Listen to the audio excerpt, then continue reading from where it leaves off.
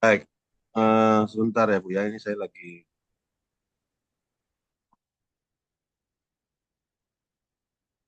boleh tunggu sebentar ya, 5 menit boleh ya? Oke, Pak.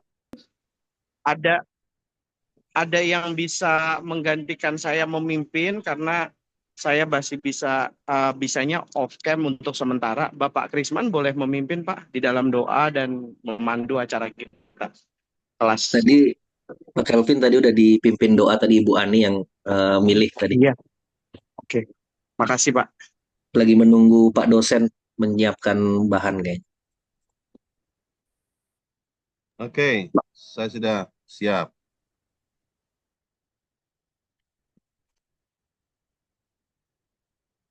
Baik, selamat sore Bapak Ibu. Sore, Pak. Mulai Selamat ya, sore, kita Pada Bu mulai Tri. untuk mata kuliah. Sore, Pak. Ini pertemuan pertemuan Pak. ketiga ya. Bener, Pak. Ya, tapi maaf kalau saya sambil batuk-batuk ya karena memang terlalu fit ya.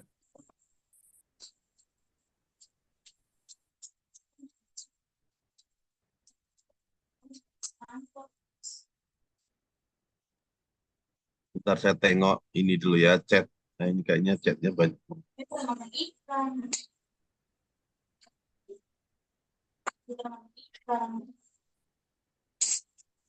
Oke, baik. Saya bisa share materi ya.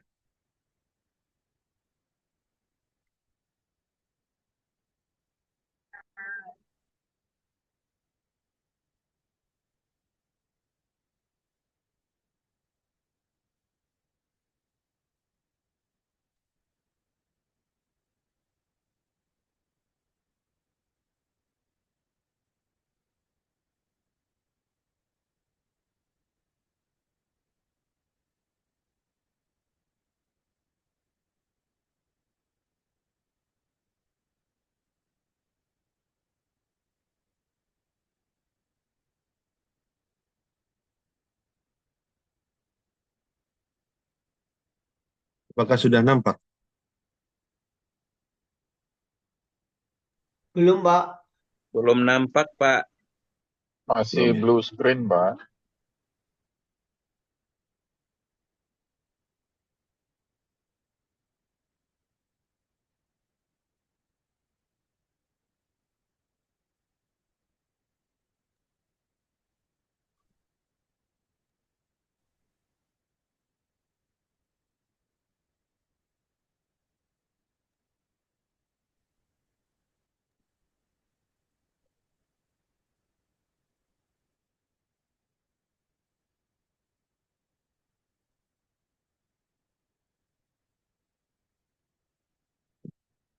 Ini mati ya. Bentar ya.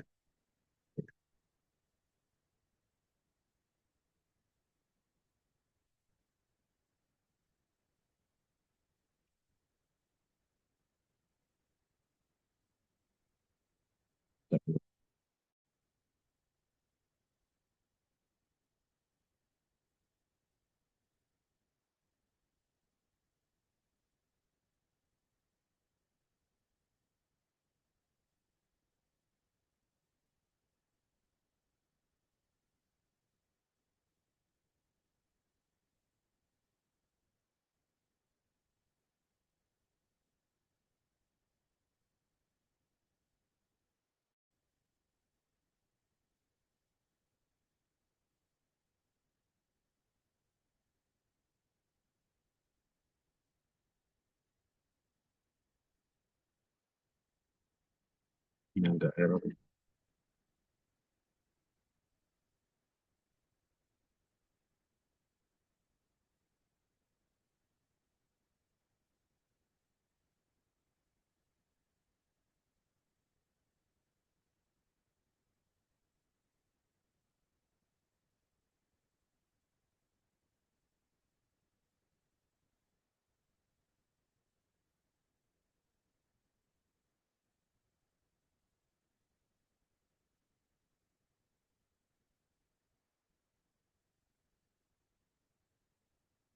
Wow,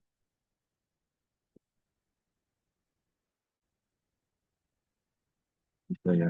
Kayak ini. Nampaknya seperti apa? Terlalu besar ya?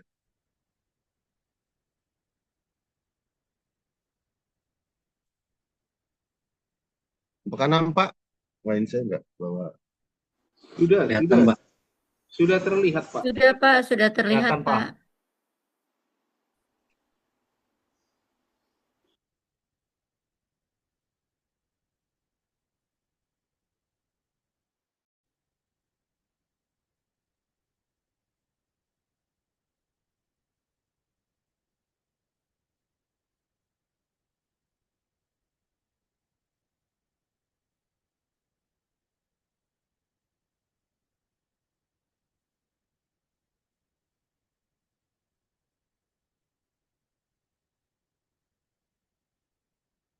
Cek dulu supaya. Oh, oke. Oke. Kelihatan ya.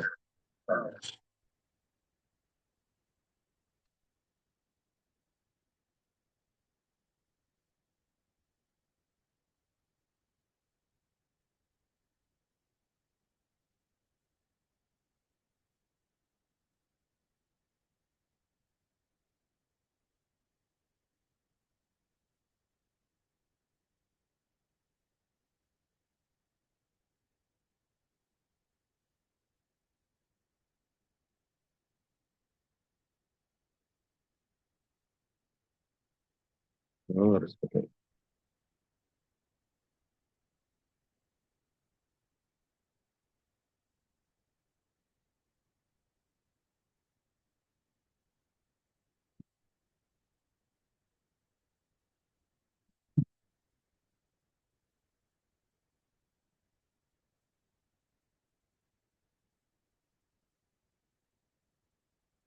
Oh, remaja sebentar ya. Ya, sulit. Oke.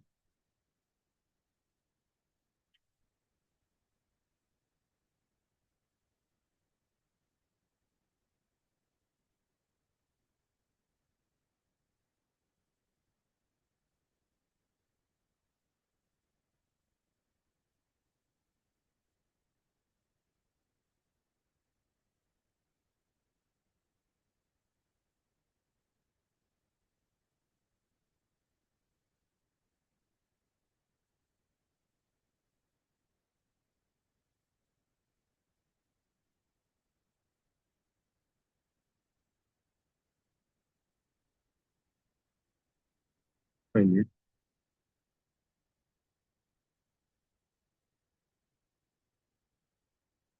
Ya, error ya.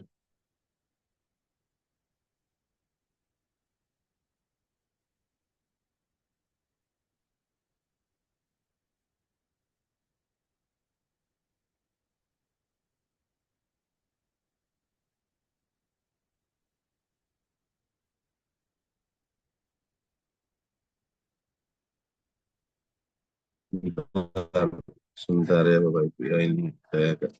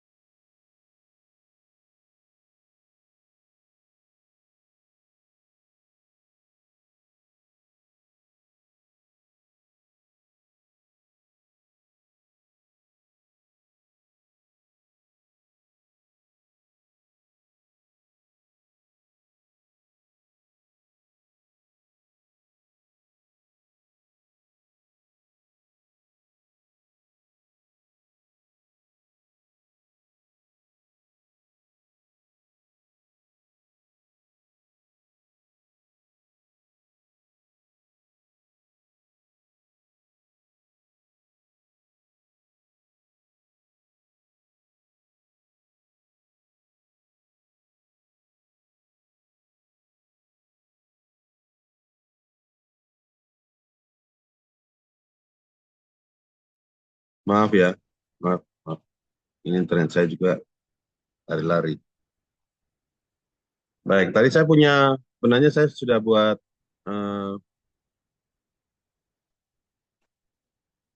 materi baru, cuma karena yang ini ternyata belum lengkap ya, masih ada dua hal yang ingin saya sampaikan, tetapi belum ada di sini. Jadi, tapi materi baru saya bisa untuk diakses. Oke, Pak. Kita pakai ini aja.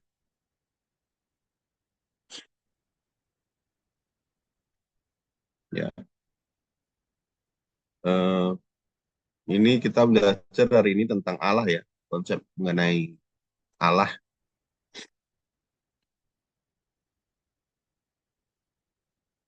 Tujuan pembelajarannya adalah mengidentifikasi ajaran dasar tentang Allah. Ya, jadi eh, kita akan belajar sebenarnya hari ini ada 4 hal, tapi yang 2 tidak ada di sini ya, maaf sekalian. Saya nggak tahu apakah nanti saya bisa buka presentasi saya yang satu. Eh, yang pertama adalah tentang sifat-sifat ya. Sebenarnya kalau kita belajar tentang Allah, keempat hal ini biasanya memang dibicarakan, yaitu yang pertama adalah sifat-sifat, kemudian apa namanya Tritunggal, ya, predestinasi dan ketetapan Allah. Jadi 4 hal itu yang biasanya disampaikan ketika kita belajar mengenai Allah, ya mengenai. Ya, yang pertama adalah mengidentifikasi ajaran ya tentang Allah ya. Ini mahasiswa akan mempelajari tentang pemahaman tentang monoteisme dan atribut Allah. Memahami doktrin Trinitas, mahasiswa dia memahami doktrin Trinitas yang menjelaskan bahwa Allah eh, adalah satu esensi dalam tiga pribadi ya, satu esensi dalam tiga pribadi yaitu Bapa, Anak, dan Roh Kudus. Mengupas sifat-sifat Allah. Ya. Sebenarnya ada 4 ya, cuma itu 2 saja yang ada di materi ini ya. Nanti saya kirimkan PDF-nya yang tadi ya. Nah, dalam teologi Kristen Allah dipapain sebagai satu-satunya Tuhan yang Maha Kuasa, ya, pencipta, pemelihara alam semesta. Ya, ajaran ini menekankan aspek monoteis, ya, di mana hanya satu Tuhan yang tidak terbagi. Hal ini juga mencakup atribut-atribut Allah yang menggambarkan kekuasaan, kebijaksanaan, dan kasihnya terhadap ciptaan. Dalam hubungan ini Allah berinteraksi dengan umat manusia dan ciptaan lainnya, menunjukkan kehadiran dari karyanya di dunia.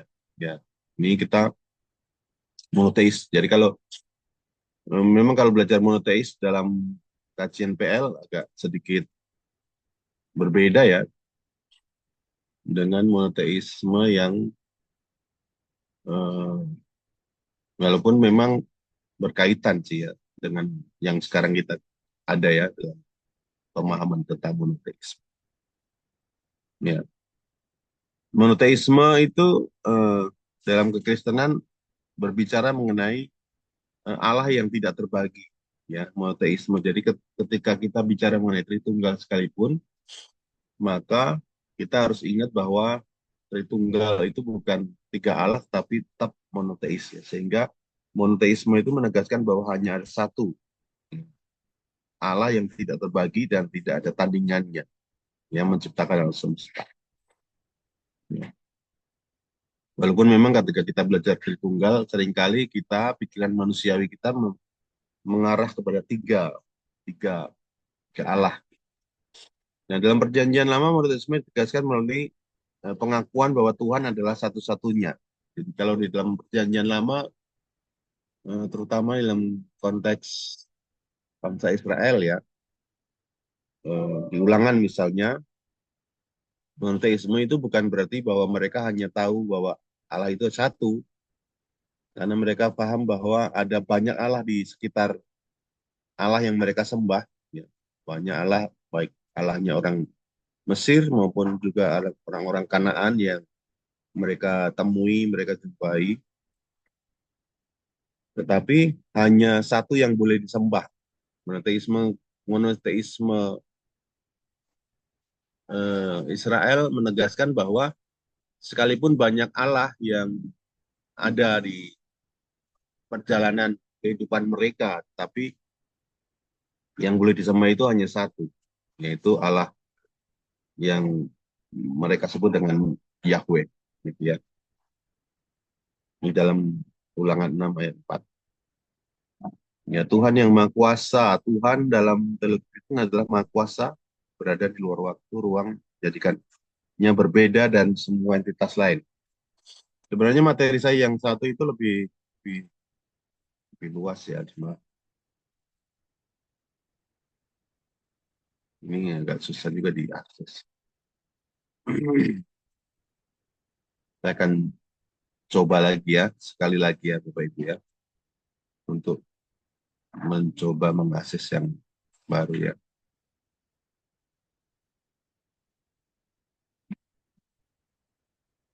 Supaya lebih ini.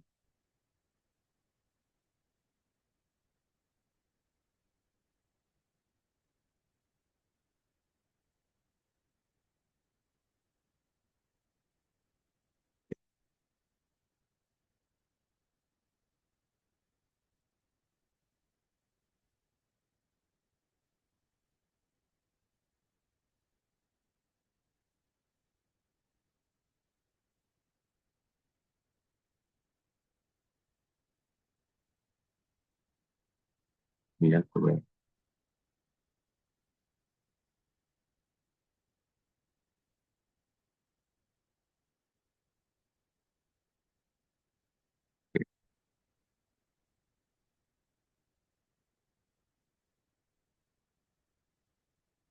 Ya, eh, muncul kan?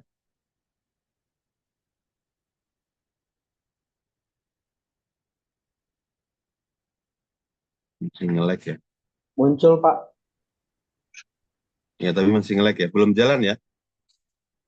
Belum, Pak.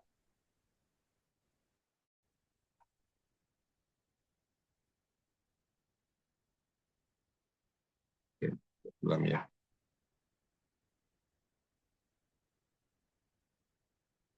Bukan internet saya ini ya, saya coba ganti.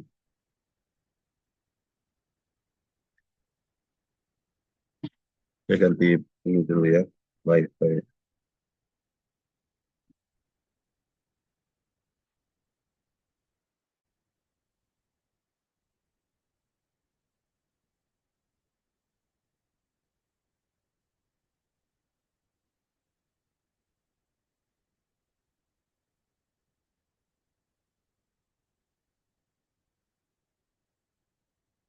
Jalannya.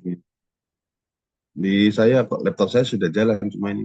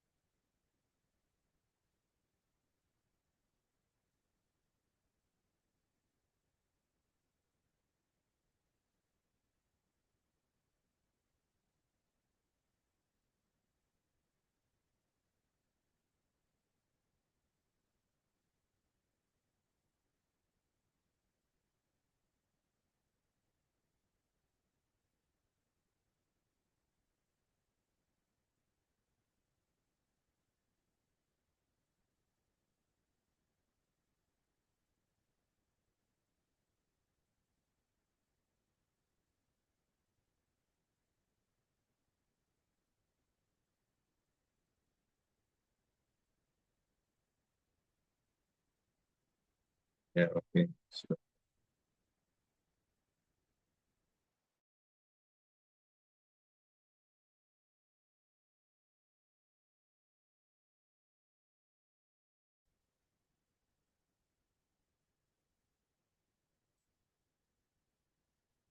Oke.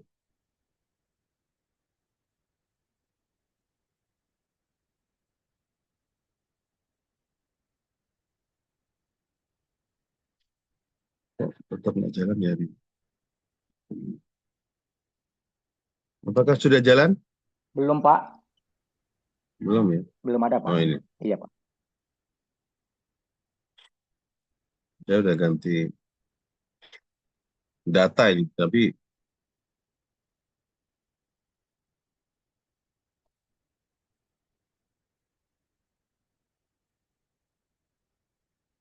kenapa ya? Padahal udah bagus ini.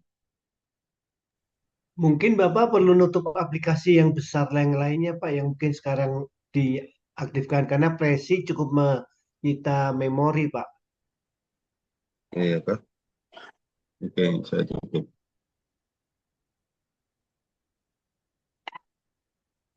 Di saya sih udah jalan lancar. Nggak tahu di internetnya nggak jalan ya. Bukan.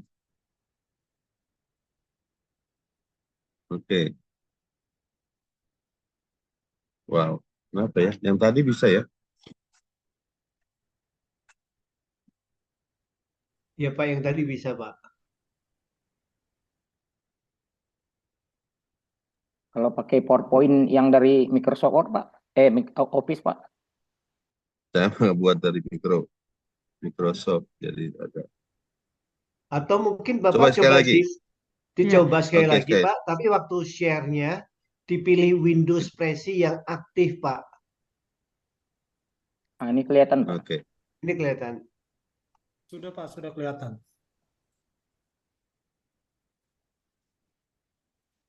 Oke ya, pelan-pelan ya. Jadi ini pendahuluannya adalah ini materi ini akan bicara mengenai doktrin tentang Allah. Oke ya, nggak usah dibahas ya. Ya walaupun agak tersendat-sendat nih ya.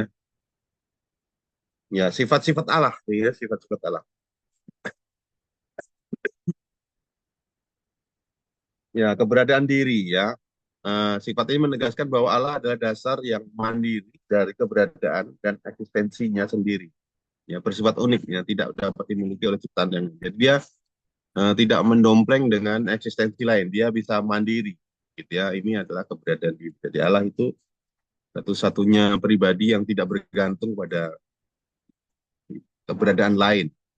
Kalau kita kan bergantung ya. Yang kedua adalah simplicity, kesederhanaan. Ya. Sifat ini menunjukkan bahwa Allah bebas dari segala komposisi dan perbedaan, ya, di mana esensi dan keberadaannya tidak terpisah. Allah tidak ada tindakan yang paling sederhana dan murni. Ya, nanti kita akan bahas lebih dalam. Ya. Kemudian ketidakterbatasan. Konsep ini menjelaskan bahwa Allah memiliki semua kesempurnaan tanpa batasan. Oh, batasan apapun ya, sempurna. Dari dua aspek, keabadian yang Allah di atas waktu dan kebesaran yang menunjukkan kemahadirannya. Saya pikir ini sesuatu yang ini ya. Yang selanjutnya adalah pengetahuan. Sifat ini melambangkan kapasitas Allah untuk memahami dan mengetahui segala sesuatu, ya baik yang ada di dalam dirinya maupun di luar dirinya, termasuk pengetahuan yang diperlukan untuk pengetahuan bebas. Ya. Jadi pengetahuan Allah, saya pikir ini sesuatu hal yang bisa didiskusikan. Kehendak, kapasitas untuk menunjukkan kemampuan Allah untuk membuat keputusan dan rencana, bagi menjadi rencana, kehendak ketetapan, dan kehendak sila yang diwahyukan kepada makhluk rasional. Ini kehendak Allah ada sesuatu hal yang independen juga ya. Ya, sifat-sifat yang tidak dikomunikasikan ya, artinya tidak ada pada diri manusia ya. Ya, keberadaan diri ya menegaskan bahwa Allah adalah dasar yang mandiri dari keberadaan dan eksistensinya sendiri. Ya, sifat ini menunjukkan bahwa Allah tidak bergantung pada apapun di luar dirinya. Jadi Allah itu ya Allah gitu, mau berada dimanapun tidak bergantung pada sesuatu, ya, sehingga untuk mengada dia tidak perlu yang lain. Dia adalah pribadi yang mandiri. Gitu. Sederhana, simplicity, berarti Allah bebas segala komposisi dan perbedaan. Malah tidak ada perbedaan antara esensi dan keberadaan. Menjadikannya tindakan yang paling murni dan paling sederhana. Jadi Allah itu memang eh, tidak seperti yang kita bayangkan lah. Esensinya, keberadaannya, sehingga keberadaannya, cara mengadanya, ya, mungkin kita akan susah membayangkan, sehingga eh, tidak mungkin tiga adalah satu, satu adalah tiga dalam diri Allah ini karena simplicity-nya Allah ya. Kalau kita selalu membuat komposisi, ya, ketika tiga maka susah untuk menjadi satu. Ya, ketidakterbatasan menunjukkan bahwa Allah memiliki semua kesempurnaan tanpa batasan. Ya, itu menyangkut keabadian, menegaskan bahwa Allah ada, ya, di atas semua batasan waktu dan kebesaran, yang menegaskan kehadirannya setiap titik dalam ruang, ya, keabadian dan juga kehadiran, ya, kebesaran. Jadi ketidakterbatasan artinya bahwa Allah itu tidak dibatasi baik ruang dan waktu, ya. Dia adalah infinite, murni infinite, ya. Sehingga susah untuk membayangkan bagaimana ada sosok yang tidak punya batas, ya, baik ruang dimanapun dia berada maupun waktu, begitu. Bisa di dalam ruang, bisa di luar ruang. Kalau kita kan nggak mungkin ada di luar ruang, kan? Segala sesuatu ada ruang. Cuma kalau Allah tidak. Ya, ini yang tadi ya. Ini diulang-ulang ya.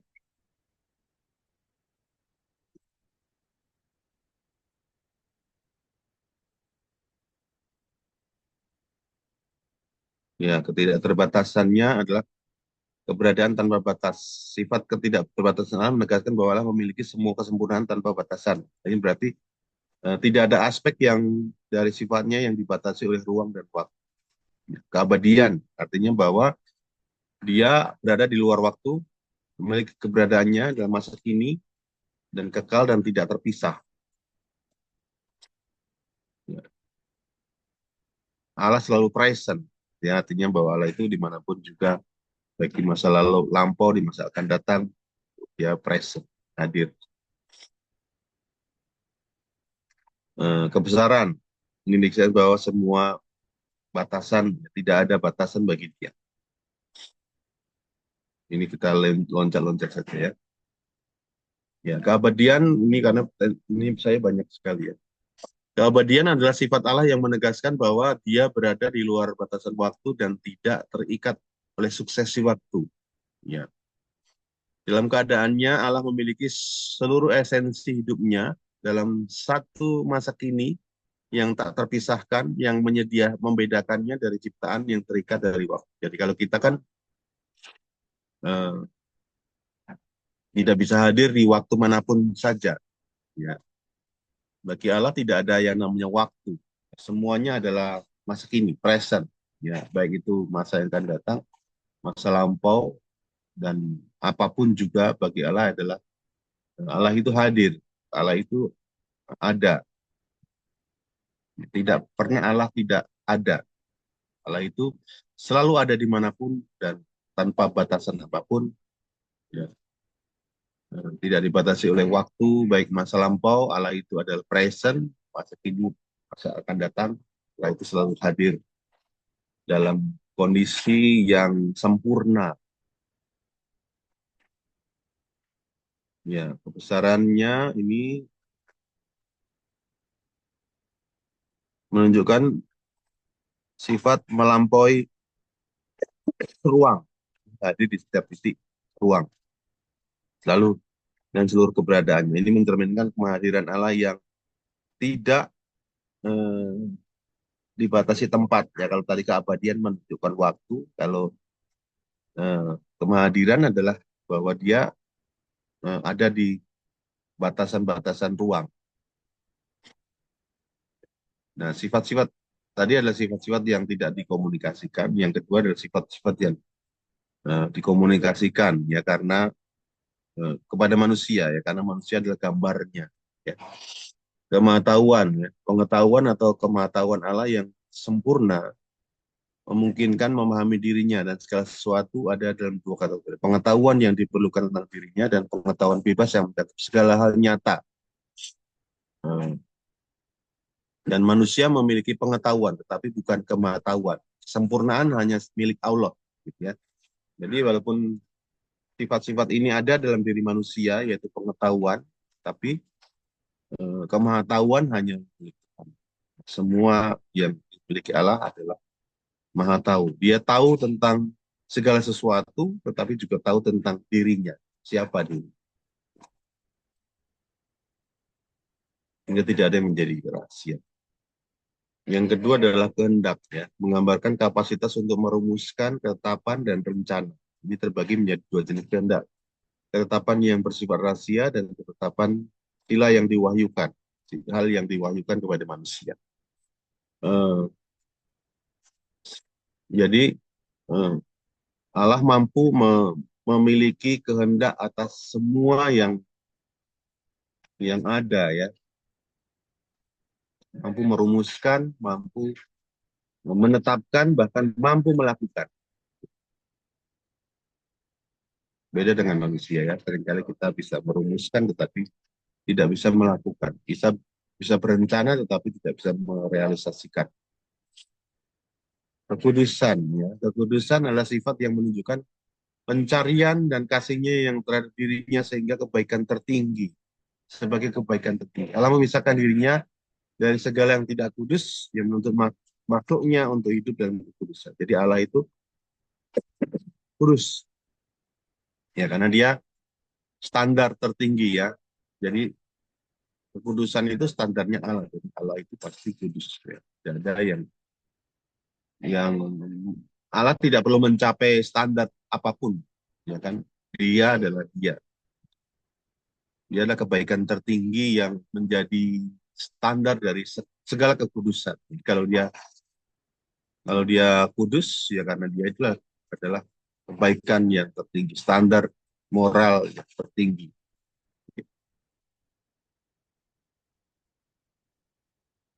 Keadilan dan benaran, keadil-benaran.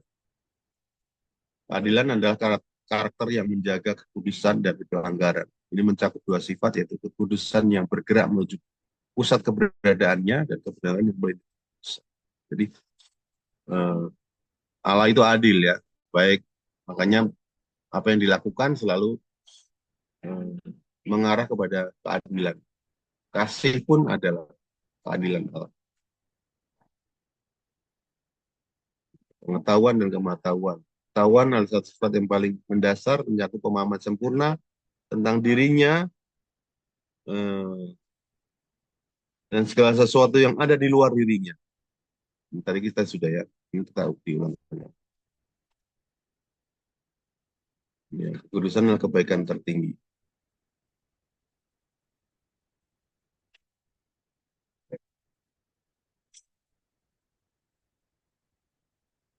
Ya, jadi kalau manusia itu harus mencocokkan dirinya kepada Allah. Sehingga ketika manusia gagal untuk mencapai standar Allah, maka dia jatuh dalam dosa.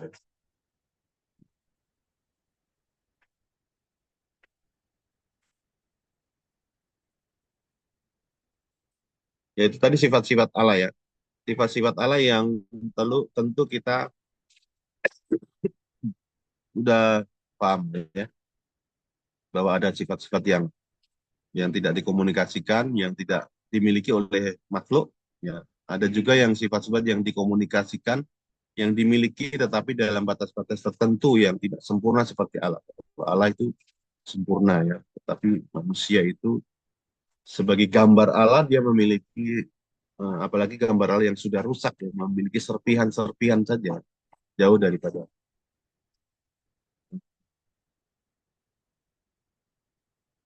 Nah, Allah Tritunggal. Doktrin Tritunggal menegaskan bahwa Allah meskipun ada tiga pribadi, Bapa, Anak, Roh Kudus, yang mereka tetap satu dalam substansi ilahi. Ya, hal ini menentang kepercayaan politeisme yang mempertegas kesatuan Allah.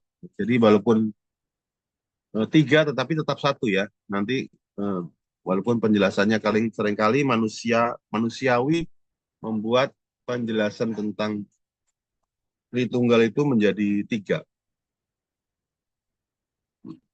Dalam hubungan antar pribadi, Bapa, Anak, dan Roh Kudus berinteraksi satu sama lain dan saling memanggil, saling mengasihi, ya, menunjukkan perbedaan dan keunikan masing-masing.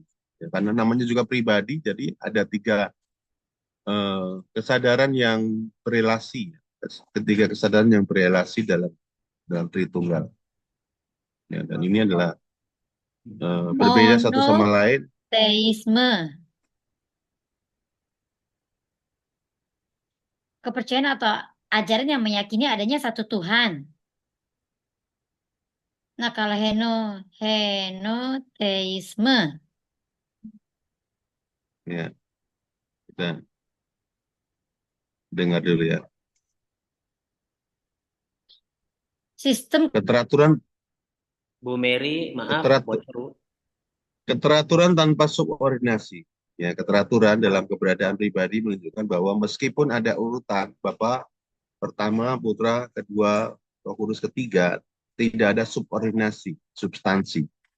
Ya, setiap pribadi memiliki keseluruhan substansi ilahi. Jadi tidak ada subordinasi. Ya, tidak ada yang lebih rendah, tidak ada yang lebih tinggi. Dan ketiganya adalah satu dalam substansi.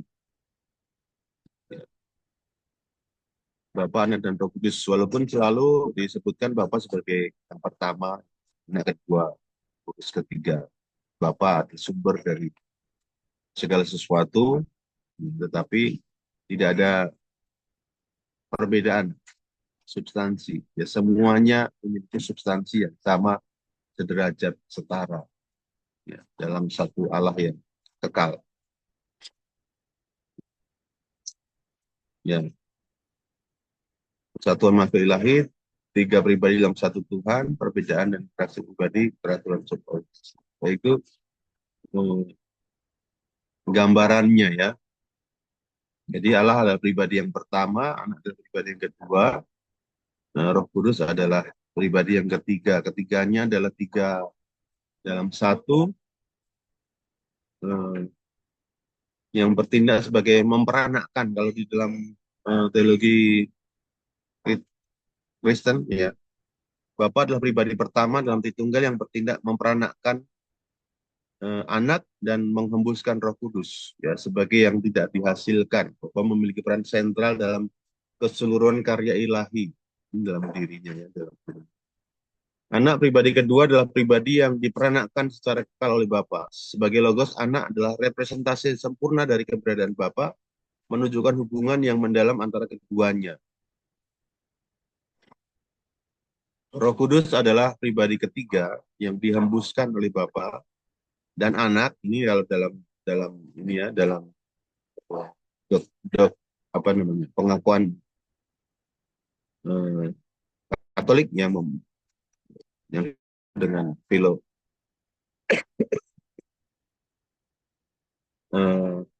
apa saya lupa. Yang kemudian ini menjadi perpecahan ya di dalam gereja Katolik dan Ortodoks, ya, skisma ya. Karena Roma Katolik menambahkan dan Anak. Kalau di dalam orang Katolik orang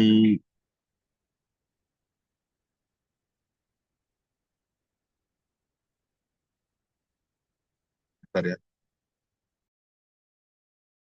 Maaf Pak, hilang-hilang suaranya Pak.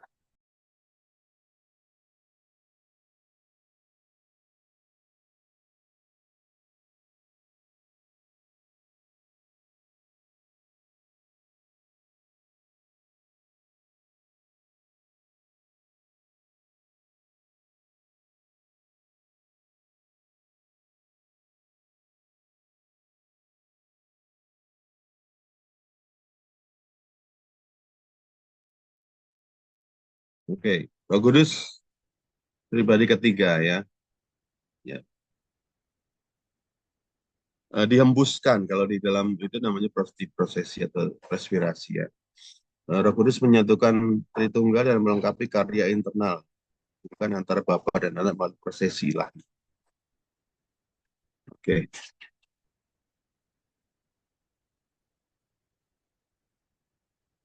Ya, kayak eksternal adalah mencakup penciptaan, pemeliharaan, penebusan yang merupakan tindakan yang tidak terpisahkan antara seluruh makhluk ilahi ya. Walaupun terdapat keteraturan ekonomi dalam karya, ya penting untuk dicatat bahwa semua tindakan tersebut adalah milik bersama dari ketiga pribadi. Jadi istilahnya itu ada Tritunggal imanen yang menjelaskan mengenai keberadaannya, ya keberadaan Allah di dalam dirinya sendiri, bahwa Tritunggal itu adalah Allah yang esa dalam tiga pribadi yang setara, ya tidak ada subordinasi di dalamnya, dan teologi Tritunggal ekonomis yang berbicara mengenai karya Allah di dalam keselamatan, baik itu penciptaan, kemudian penebusan, pemeliharaan, dan seterusnya yang dilakukan oleh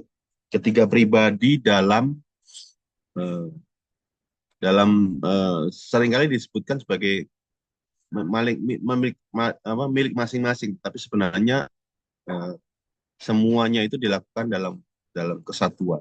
Tidak ada walaupun memang dijelaskan dengan Bapa Pencipta, Yesus Penebus, Roh Kudus Pemelihara, tetapi tetap saja sebenarnya karya-karya itu adalah milik ketiganya yang tidak terpisahkan satu sama lain.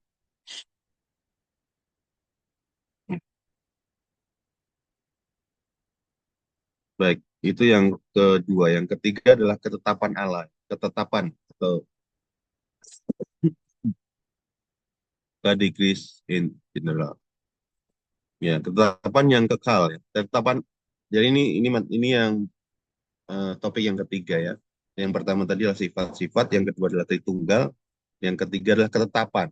Ketetapan Allah bersifat kekal ya. Artinya bahwa tetap berada dalam dirinya tanpa adanya urutan temporal dalam bagian-bagiannya. Ya, walaupun relasinya terjadi dalam waktu, ketetapan itu sendiri tidak terikat oleh waktu. Jadi Allah itu menetapkan segala sesuatu dalam dirinya dan bersifat kekal. Ya, tidak ada urutan waktu, tetapi di dalam kenyataan dengan relasi ciptaan tentu ada waktu.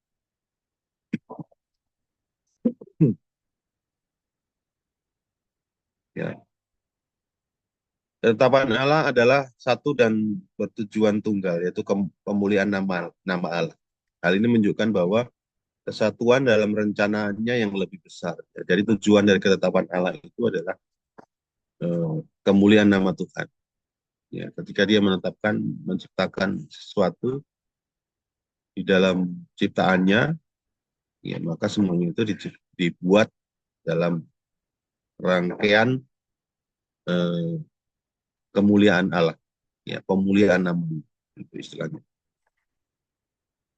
Ketetapan mencakup segala sesuatu yang universal ya, baik besar maupun kecil, fisik maupun moral, ya, baik dan jahat, yang menunjukkan bahwa tidak ada yang terluput dari penentuan. Jadi semua yang terjadi adalah dalam ketetapan Allah yang universal, ya baik besar, kecil, dan semuanya itu ada di dalam penetapan Allah. Tidak ada satupun yang luput dari penetapan Allah.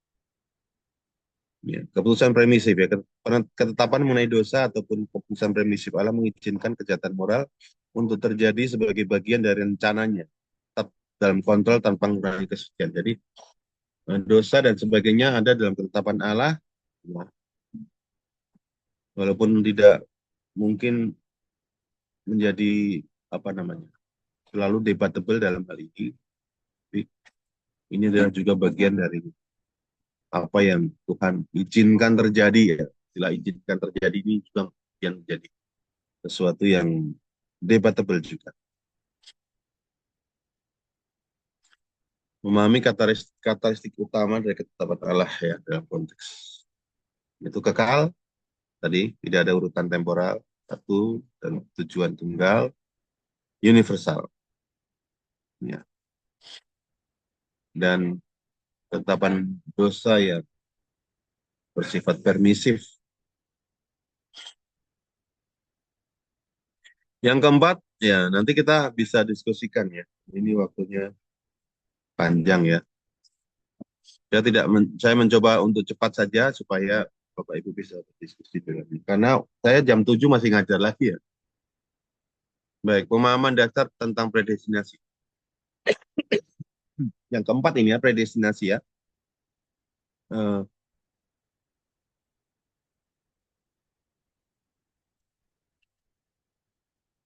Predestinasi merupakan penetapan Allah mengenai siapa yang akan diselamatkan. Jadi kalau tadi ketetapan Allah berbicara mengenai segala sesuatu yang universal, tapi dalam keselamatan, khusus dalam keselamatan itu disebut dengan predestinasi ya.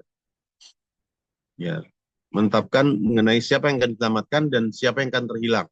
Walaupun ada yang tidak setuju dengan predestinasi ganda ini, kalau disebut ini ganda karena baik penetapan maupun yang diselamatkan maupun yang terhilang itu sudah berdasarkan kehendaknya yang berdaulat. Konsep ini menekankan bahwa segala sesuatu yang terjadi adalah bagian dari rencana ilahi yang besar. Jadi ini predestinasi ya. Jadi predestinasi itu berbicara mengenai keselamatan secara spesifik. Ya, ada beberapa kata yang penting yaitu mencakup pengetahuan sebelumnya, prognosis, ya, kemudian pemilihan, ya, penentuan awal, pro-origin, kemudian masing-masing istilah ini menggambarkan aspek penting bagaimana Allah menyusun rencananya untuk keselamatan. Jadi walaupun istilah pengetahuan awal atau prognosis ya, gnosis, sebelum Allah mengetahui sebelumnya, bukan berarti kemudian pemilihan Allah itu didasarkan kepada pra pengetahuan Allah, ya. Tapi sebenarnya lebih didasarkan kepada penentuan awal. Allah menetapkan segala sesuatu sebelumnya, gitu ya. Jadi tidak semata-mata berbicara mengenai apa namanya, pengetahuan awal. Ya, aspek pemilihan dan predestinasi menyangkut dua hal, yaitu pemilihan kepada bagian kekal dan penolakan kepada kehancurannya. Kedua aspek ini menyoroti kehendak bebas Allah dan keadilannya dalam menentukan nasib manusia. Jadi pemilihan dan juga penolakan. Ya, ada debat lapsarian ya. Ini sebenarnya nggak perlu juga dibahas ya. Ada infra dan ada supra. Ya, dalam ini biasanya Calvinis ya.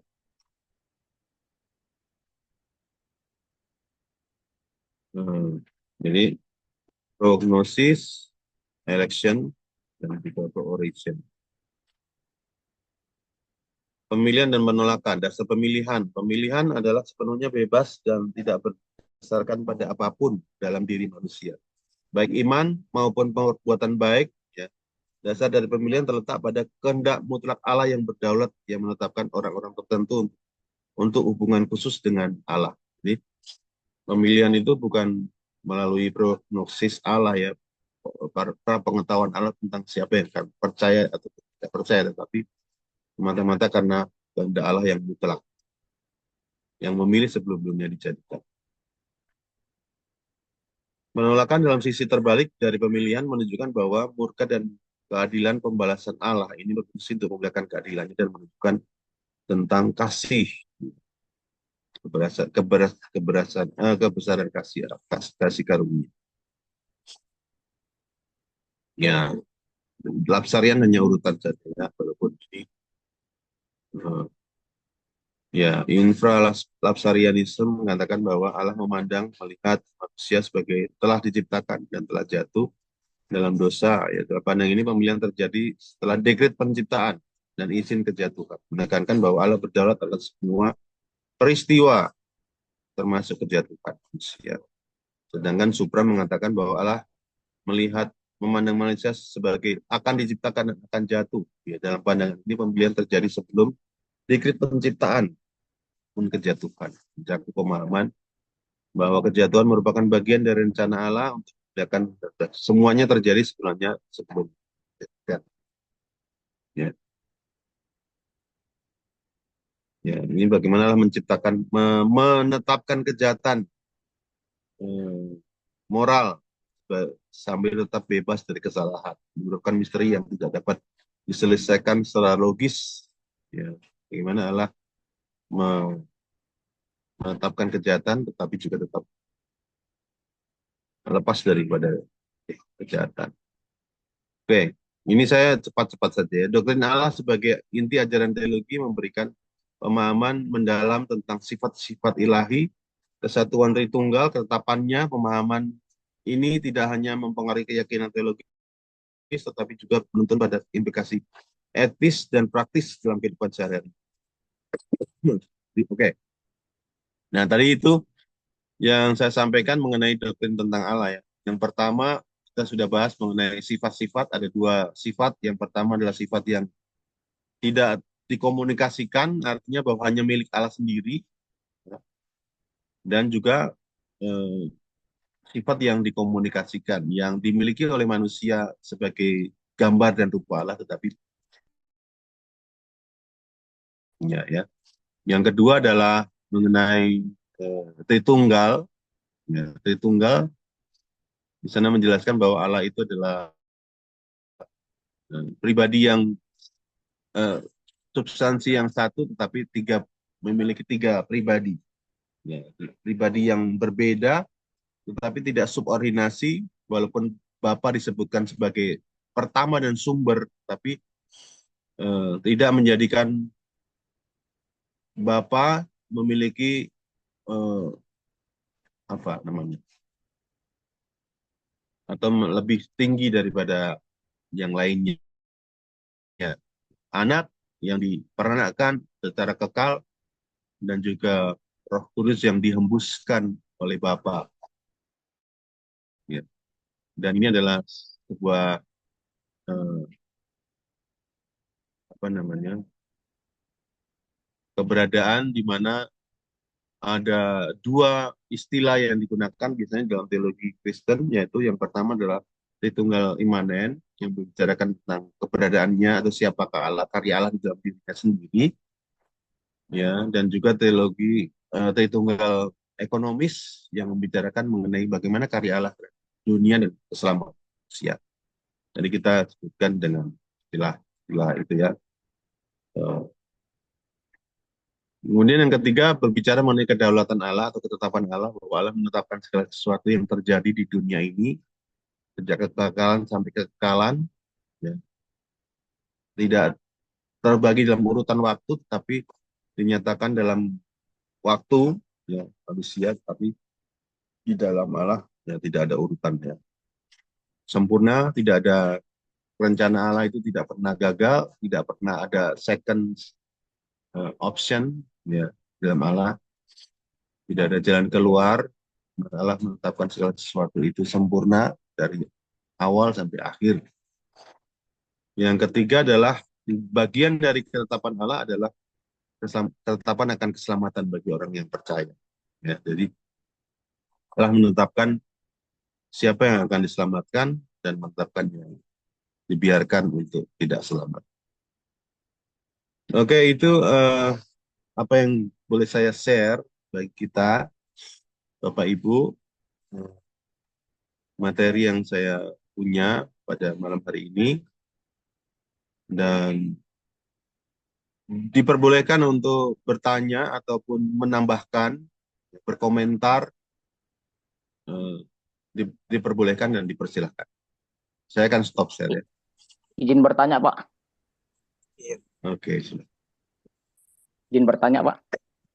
Ya. Silakan, Iya, Pak Roy. Iya, Pak. Iya, Pak. Izin, Pak. tadi kan ada di Bapak bahas bahwa Roh Kudus itu dihembuskan ya Pak ya. Yang mau saya tanyakan kan Pak, waktu pertama kali manusia Tuhan ciptakan itu kan ada kata bahwa Tuhan mengembuskan napasnya kehidupan ya bagi manusia Adam. Yang pertanyaan saya, apakah waktu Tuhan mengembuskan napas di situ juga merujuk eksistensinya Roh Kudus ada di dalam Adam gitu Pak? Yang pertama ya Pak. Yang kedua, Ya, tadi juga Bapak bilang bahwa waktu Yesus mengembuskan Roh Kudus kepada murid-muridnya, ya kan Pak? Nah, itu ada kehadiran Yesus pada saat itu. Tapi setelah Yesus mati dan dia bangkit, dia terangkat ke surga, kemudian apakah tetap prosesnya Roh Kudus itu dihembuskan atau memang waktu kita percaya Yesus langsung udah otomatis kita udah ada Roh Kudus di dalamnya? Itu pertanyaan saya, Pak. oke. Ini sudah beda ini ya. Yang pertama, istilah yang digunakan di dalam Tritunggal itu ada perbedaan antara anak dan Roh Kudus ya. Dan itu juga dalam kaitan hubungan yang melekat pada Bapa. Jadi kalau firman atau pribadi yang kedua itu diperanakkan. Jadi Bapa memperanakkan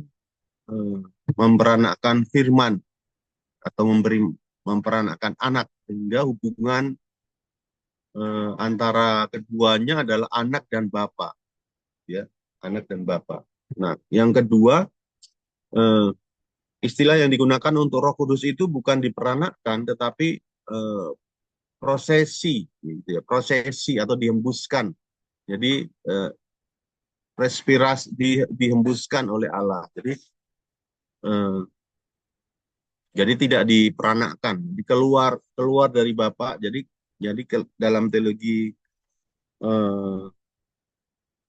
ortodoks, ya, dalam teologi ortodoks, Bapa itu di dalam pada masa kekekalan, ya, memperanakkan anak, ya, dan menghembuskan Roh Kudus, begitu ya, yang keluar dari dirinya, sehingga menjadi tiga pribadi yang bereksistensi. Nah, ini dalam kekekalan ya, tidak ada awal, tidak ada akhir, karena kekekalan kita tidak menyangkut pada urutan waktu ya. Ya, sehingga inilah istilah yang digunakan, sehingga Roh Kudus itu tidak disebut sebagai anak, ya, selalu disebut sebagai Roh Kudus, gitu. Kalau sehingga ada urutannya itu Bapa, Anak, dan Roh Kudus. Kenapa disebut anak? Karena istilah yang digunakan itu diperanakkan. Saya nggak tahu juga kenapa ini diperanakkan ya, dalam teologi.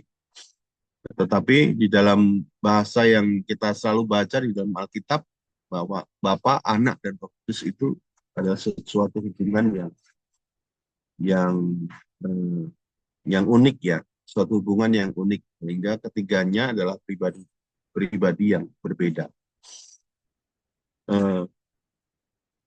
Nah, sehingga ini adalah sebuah tingkat hubungan, gitu ya, tingkat hubungan antara ketiganya, ya, saling mengasihi, saling berkaitan, saling bersekutu dalam satu substansi yang kekal. Ya. Jadi sekalipun diperanakkan, tetapi bukan berarti anak itu punya apa namanya, punya awal, bukan berarti punya awal. Roh Kudus juga bukan berarti punya awal walaupun dia dihembuskan. Karena Bapa itu tidak pernah tidak ada bersama dengan anak, gitu ya. Selalu ada anak. Nah, kalau di teologi Barat, ketiganya adalah pribadi yang berbeda secara kekal. Tidak ada istilah yang diperanakkan dan dihembuskan ya dalam konteks kejadian ya, walaupun juga tidak bisa disebut sebagai kejadian karena tidak ada awal ya, di dalam kekekalan ya, tidak ada awal. Eh, nah, bagaimana dengan ini ya, dengan istilah dihembuskan, Adam dan Hawa dihembuskan. Tentu memang Roh Allah yang menghembuskan di dalam manusia sehingga manusia itu bisa hidup ya. Jadi ketika Adam kehidupan itu menunjukkan bahwa kehidupan itu berasal dari Allah. Dan istilah dihembuskan di sini bukan berarti kemudian eh, apa namanya, sama seperti Bapa menghembuskan Roh Kudus ya, sama seperti Bapa menghembuskan Roh Kudus, tetapi adalah bahwa eh, intervensi Allah di dalam apa namanya, penciptaan yang menjadikan manusia itu bisa hidup ya, itulah yang kemudian istilahnya nafas dihembuskan oleh Allah supaya manusia itu bisa hidup, bisa bernafas. Kemudian kalau bicara mengenai kepada murid-muridnya juga dihembuskan gitu ya, mungkin memang cara yang biasa ya, istilah Roh Kudus itu selalu menghembuskan karena Roh Kudus itu digambarkan seperti angin walaupun juga seperti api ya, tapi juga seperti angin yang dihembuskan ya. Nanti kita bicara mengenai ini dalam konteks apa namanya, Roh Kudus ya. Apakah mengenai tadi Bapak Roy bicara bertanya tentang apa ya? Apakah menetap begitu ya? Atau Roh Kudus itu tinggal atau tidak? Itu gimana Pak? Bukan Pak, maksudnya waktu tadi kan ada juga yang konteks yang Bapak katakan bahwa apa ya, ketika Yesus hadir, dia kan kepada murid-muridnya dia kan menghembuskan nafasnya, menghembuskan Roh Kudus ya Pak ya kepada mereka, Iya, ya kan Pak. Nah, itu dalam Yohanes kan Mm-mm. ada juga tuh Pak, di 2 Korintus juga ada. Jadi setelah Yesus tidak ada lagi, ya, proses Roh Kudus ini ada di dalam manusia. Apakah dengan cara waktu kita percaya Yesus, kita langsung Roh Kudus sudah otomatis ada dalam kita gitu Pak? Oh ya, ya. Eh, Memang yang di terminologi yang digunakan ya, baik itu dalam Perjanjian Lama, Roh Kudus itu juga ada ya. Roh Kudus itu sudah ada, dan Perjanjian Baru ketika Yesus menghembuskan Roh Kudus, ya itu sebenarnya tanda dari penyertaan Allah, ya, di mana pekerjaan Allah itu harus dilakukan dengan kuat kuasa Roh Kudus begitu. Dengan kuat kuasa Roh Kudus, karena tidak ada kekuatan yang dapat dilakukan oleh manusia tanpa bantuan Roh Kudus, sehingga Roh Kudus perlu untuk disertakan dalam setiap misi ya, setiap misi kita ya. Kita juga oleh karena itu kan ketika Yesus naik ke surga ya, kemudian mereka harus menunggu Roh Kudus turun ya, karena Roh Kudus itu menjadi bagian dari pekerjaan Allah ya, misi Allah. Kuat kuasa Allah di dalam kehidupan kita ya diberikan melalui Roh Kudus. Nah, oleh karena itu keberadaan dan kehadiran Roh Kudus itu selalu ada, harus ada. Nah, bagaimana dengan hubungannya dengan orang percaya? Apakah orang yang percaya itu ketika percaya memiliki Roh Kudus? Ya, ya memang bahkan iman saja, kepercayaan saja itu adalah hasil karya Roh Kudus. Tidak ada apa namanya, tidak ada orang yang sanggup percaya kepada Kristus tanpa Roh Kudus di dalamnya. Ya, kalau di dalam Efesus 1 ayat 14, ya, di sana dikatakan bahwa orang yang percaya itu dimeteraikan oleh Roh Kudus. Jadi setiap orang yang percaya kepada Yesus sebagai Tuhan dan Juru Selamat, di dalamnya itu ada Roh Kudus sebagai meterai yang tinggal selama-lamanya sampai keselamatan itu dinyatakan secara sempurna di dalam kita, sampai kita dimuliakan. Bapak baca coba di dalam Efesus 1 ayat 13-14. Ya, di sana dijelaskan bahwa barang setiap orang yang percaya kepadanya dimeteraikan oleh Roh Kudus. Roh Kudus itu adalah jaminan baik kita sampai kita memperoleh eh, keselamatan, gitu ya, keselamatan secara sempurna. Oke, itu ya Pak ya, yang saya sampaikan. Ya Pak. Masih ada pertanyaan atau Ya ada Pak, yang yang cukup balik ya? tadi yang tadi balik ke Adam tadi Pak, maksud saya kan Pak, itu apakah memang waktu Adam itu memang di Adam tuh di dalam dia belum peranan Roh Kudus belum ada di dalam Adam waktu waktu penciptaan awal Pak gitu. Adam dan Hawa Atau itu memang Allah yang diciptakan utuh? dari debu tanah, dari apa namanya, dari tanah ya, dari tanah. Ya, sehingga ketika diciptakan dari tanah, eh, tanah itu kan belum hidup, ya kan, belum hidup, sehingga Allah menghembuskan nafas, ya. Itu dalam pengertian bahwa Allah menghidupkan, Allah memberikan hidup di dalam dirinya. Ya, walaupun itu kemudian bisa digambarkan sebagai roh, ya, roh. Jadi manusia itu adalah serpihan dari roh Allah, begitu. Serpihan roh Allah. Jadi manusia itu kan terdiri dari tiga pribadi ya, tiga bagian ya, itu. Dan jadi ketika roh dimasukkan dalam diri manusia, manusia bisa hidup sehingga jiwa dan tubuhnya menjadi hidup. Jiwa dan tubuhnya menjadi hidup. Nah, roh inilah kekuatan kehidupan manusia. Jadi kalau manusia itu sudah tidak ada rohnya, ya mati. Nah, manusia ini bergantung kepada roh. Kalau orang nggak ada rohnya, ya mati. Nah, jiwa itu kan selalu berkaitan dengan tubuh, ya, selalu berkaitan dengan tubuh. Jadi jiwa merespon semua yang bisa direspon oleh tubuh. Ya, semua yang bisa di, di, diamati oleh tubuh kita, yaitu kemudian di, di apa namanya, diolah di dalam jiwa kita. Ya, jiwa kita itu selalu bagian dari apa namanya, jiwa, bagian dari tubuh kita, ya, bagian dari tubuh kita. Sehingga roh inilah yang memberikan hidup kepada kita. Ya, inilah yang dihembuskan oleh Allah, yaitu nyawa, istilahnya nyawa lah, diberikan nyawa, dihembuskan itu artinya diberikan nyawa. Nah, bagiannya roh inilah yang kemudian dalam diri kita itu kan memiliki fungsi untuk berhubungan dengan Allah ya, untuk berhubungan dengan Allah. Kalau jiwa berhubungan dengan manusia sekitar, ya, tubuh tentu untuk berada, ya. Jadi manusia itu memang tiga bagian yang tidak bisa terpisahkan. Sehingga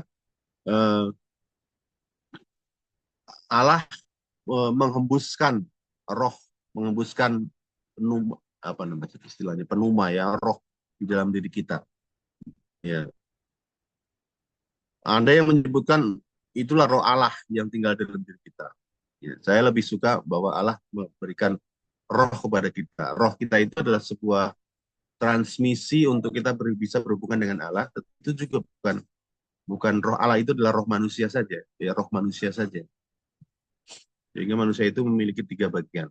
Ya, tetapi roh ini selalu berkaitan dengan Allah, atau roh inilah yang menjadi alat untuk kita berhubungan dengan yang Allah, yang ilahi. Ya. Begitu Pak Roy.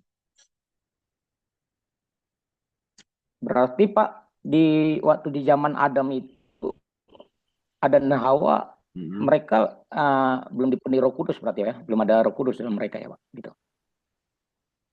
Roh Kudus sudah ada. Roh Kudus itu sejak kekekalan sudah ada Roh Kudus. Ya maksud saya ada di dalam mereka atau tidak Pak gitu Pak, di luar mereka gitu Pak. Oh, apakah ya jadi begini ya, apakah Roh Kudus ada di dalam diri mereka? Apakah mereka ada Roh Kudus? Ya, ya mungkin bisa ada, bisa tidak ya, karena kehidupan mereka itu kan masih murni, masih suci ya.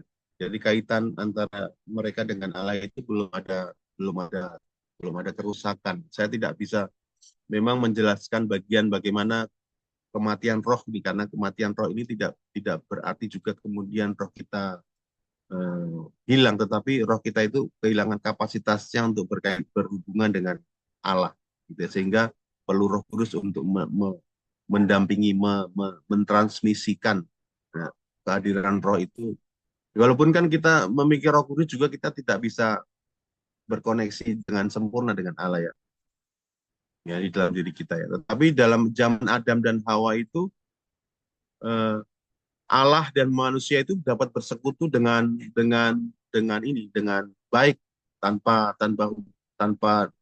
dibatasi, tanpa halangi oleh dosa ya. Tidak ada dosa waktu itu sehingga mereka bisa bersekutu dan bisa berbicara dengan baik. Mereka bisa mengenal Allah dengan baik. Sehingga apakah Roh Kudus tinggal di dalamnya? Tidak ada penjelasan yang menyatakan bahwa mereka ada Roh Kudus tinggal di dalam dirinya. Tidak ada. Tidak. Saya belum pernah membaca ya mengenai hal ini. Dan apakah mereka? Karena mereka mereka itu Adam dan Hawa pada masa-masa sebelum jatuh dalam dosa itu masih bersekutu dengan Allah dengan baik. Itu Pak. Jadi apakah perlu Roh Kudus? Ya, saya pikir tidak ya. Tidak perlu Roh Kudus untuk berkomunikasi dengan Allah. Apakah ada Roh Kudus? Ada, pasti Roh Kudus ada. Dan karena kan Tritunggal itu kan ada senantiasa dan kekal sampai kekal ya.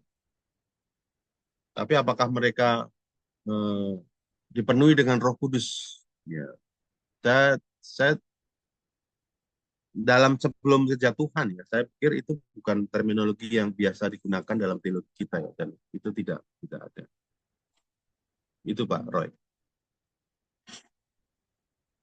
Baik Pak, makasih Mungkin Pak. kalau ada yang lain yang mungkin belum saya baca, oke silahkan disampaikan saja, nggak apa-apa. Pak John Sinaga yang angkat tangan. Ya, Ya, ya Pak. Terima kasih Pak Tri.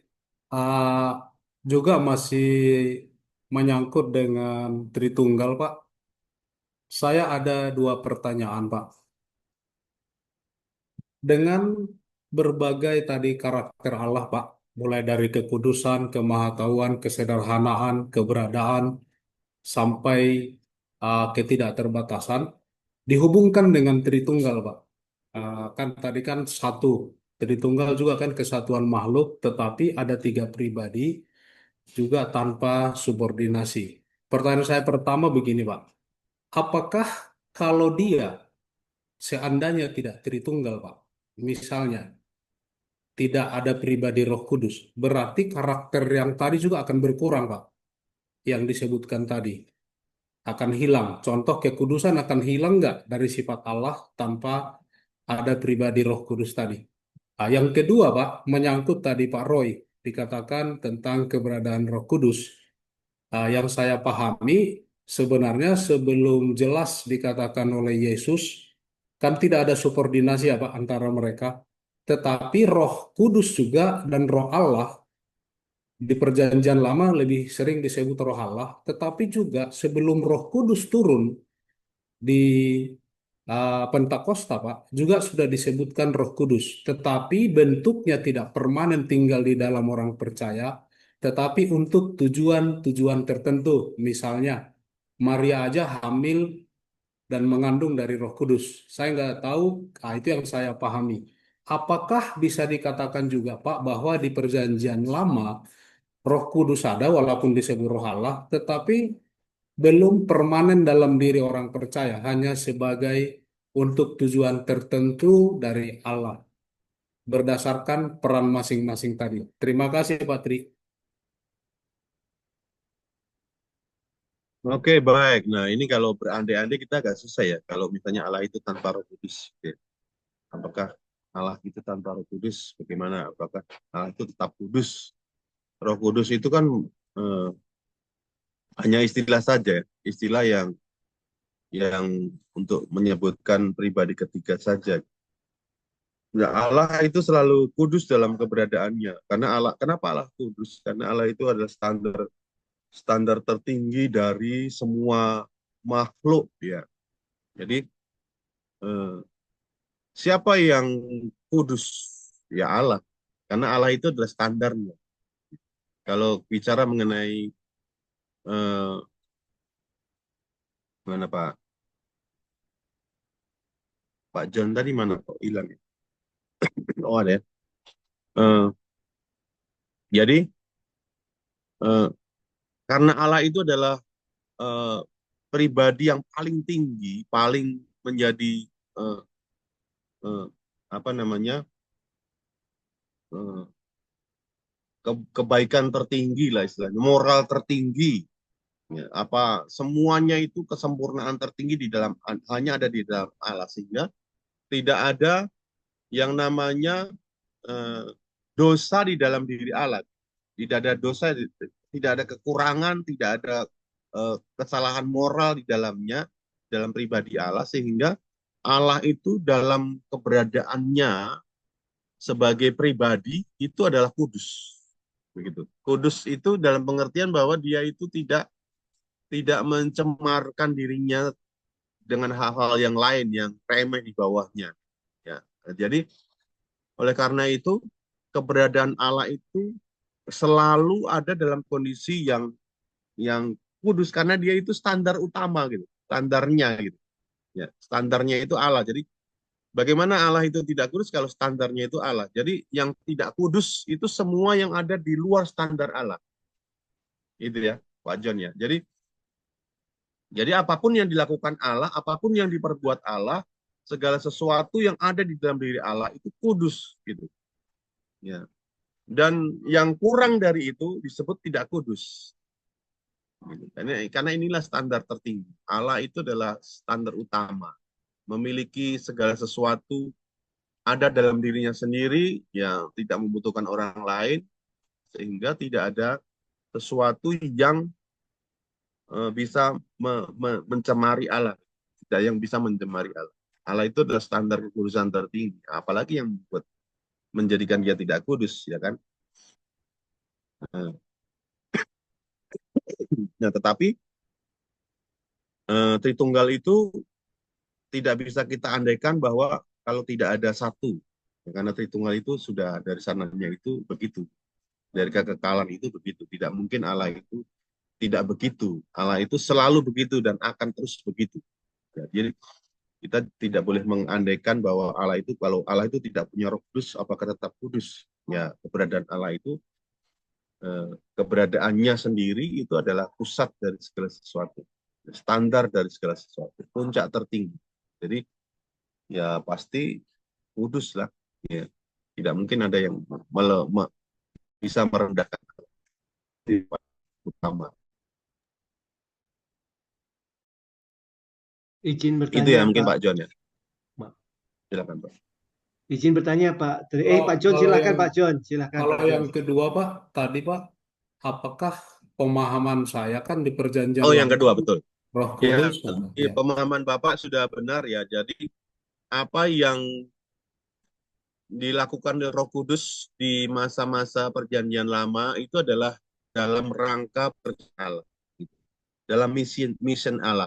Dari semua yang dikerjakan Allah oleh manusia itu membutuhkan Roh Kudus, sehingga kemampuan dan segala kuasa itu diberikan.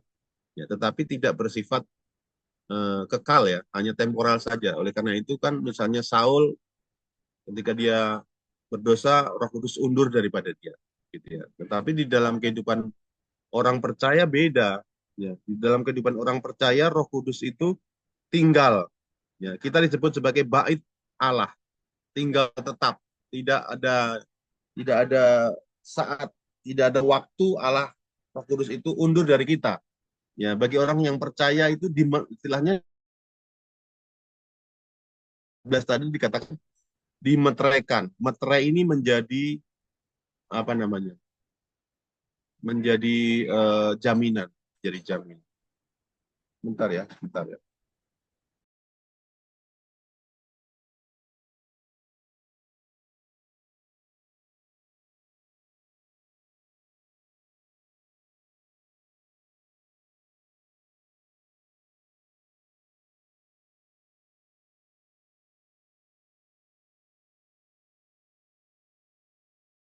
Oke, silakan Pak Samuel.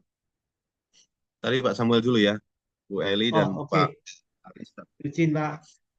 Menarik ya diskusi mengenai Trinitas ya Pak ya. Boleh nggak Pak saya mendapatkan mungkin tips ya Pak ya, terutama sekali gini. Kalau kita ngomong Trinitas, kita sebagai orang yang kelahiran Kristen, kita cenderung sudah menerima, oke, ada Trinitas meskipun mungkin kadang-kala untuk menjelaskan akan terbata-bata. Apalagi tadi ada istilah memperanakan, mengembus gitu, memperanakan itu yang seringkali menjadi tantangan buat kita untuk menjelaskan orang dengan latar belakang lain.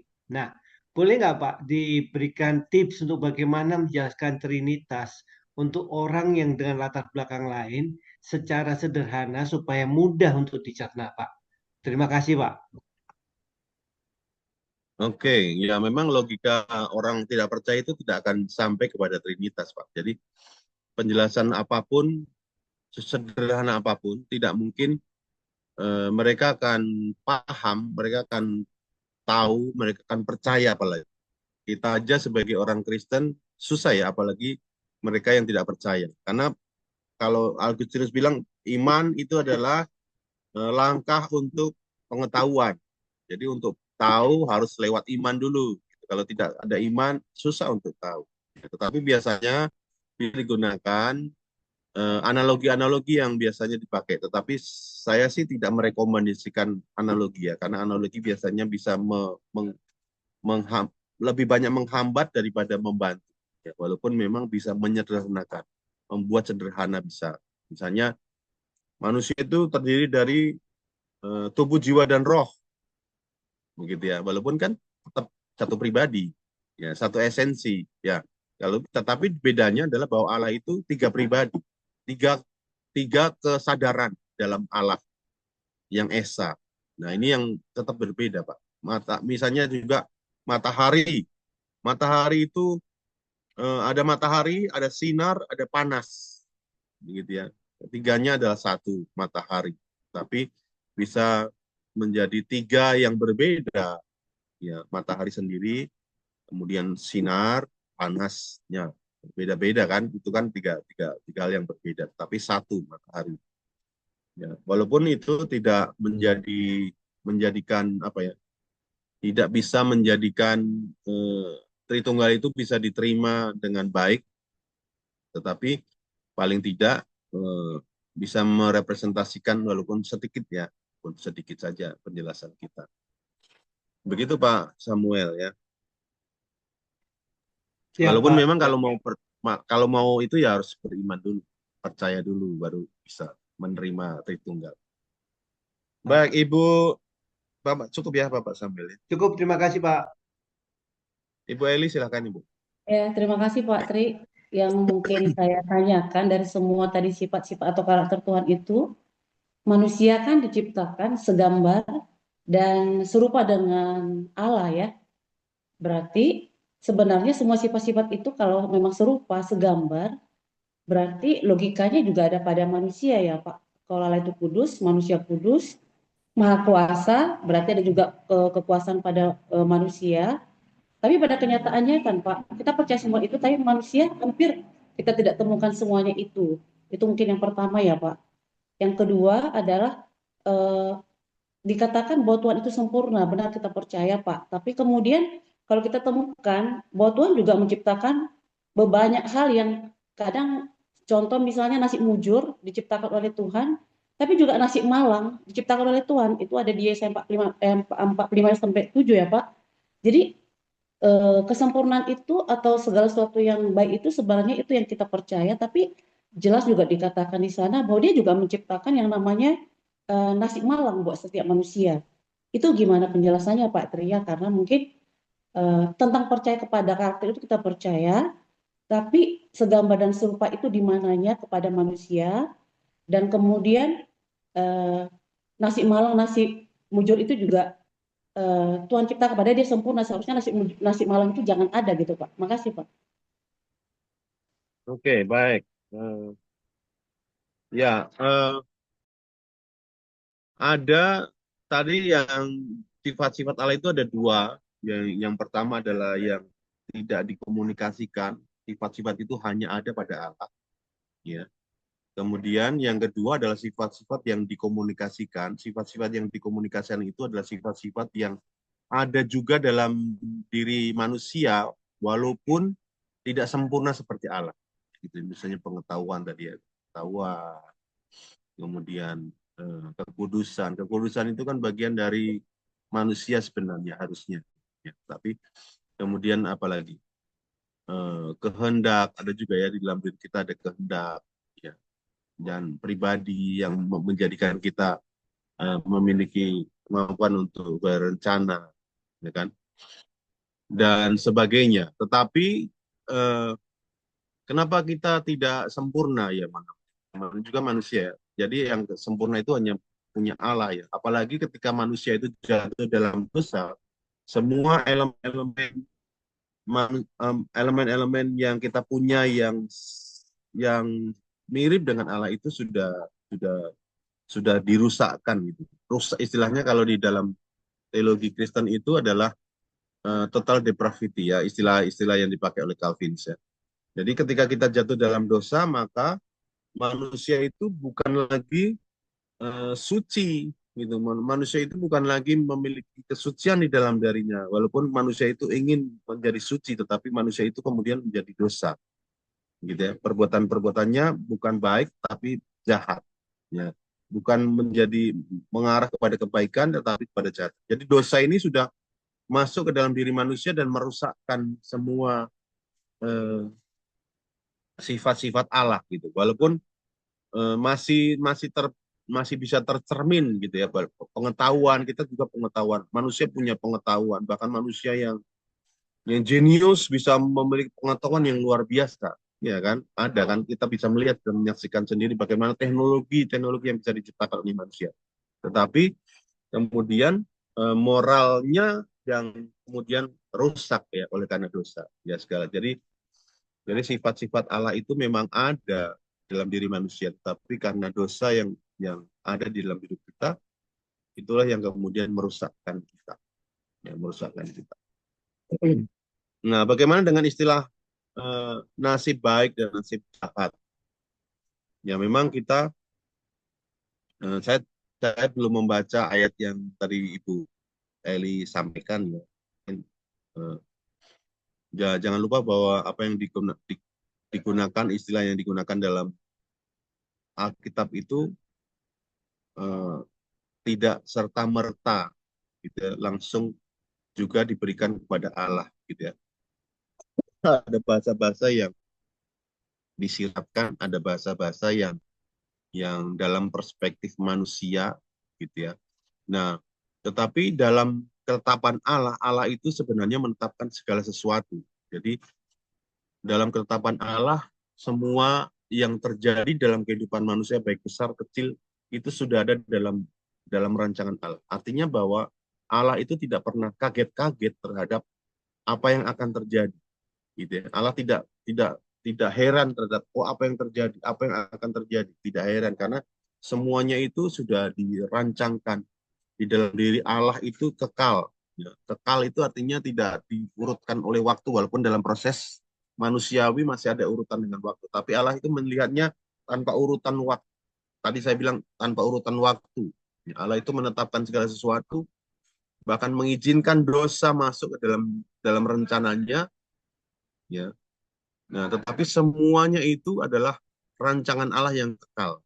Rancangan Allah yang kekal. Jadi Allah itu memang pribadi yang sempurna karena dia merancangkan segala sesuatu dari awal sampai akhir itu selesai tuntas di hadapan Allah. Tidak ada yang gagal, tidak ada rencananya yang perlu plan A, plan B. Ya, Allah itu selalu punya rancangan yang utuh ya dan lengkap. Ya, baik di dalamnya mengizinkan juga kejahatan dan sebagainya. Ya, walaupun semua kejahatan itu selalu memiliki konsekuensi karena kejahatan itu selalu timbul dalam hati manusia secara mandiri.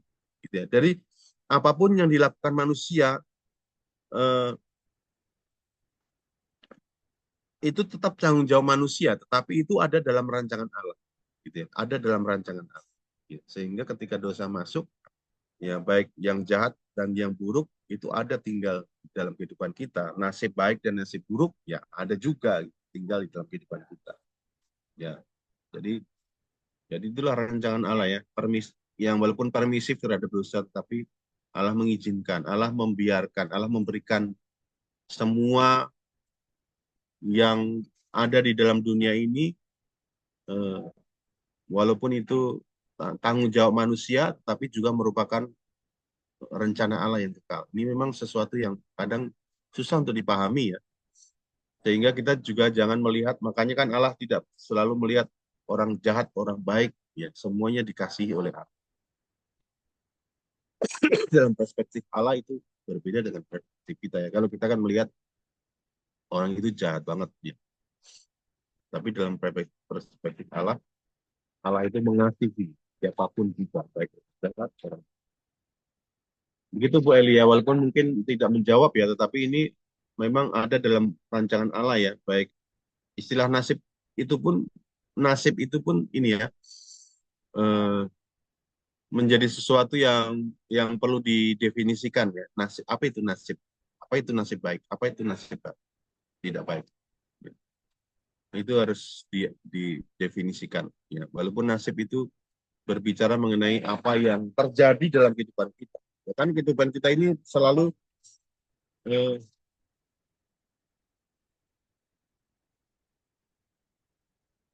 maaf ya berisik ya. Oke, itu saja yang Pak Aris angkat tangan. Ya, terima kasih Pak.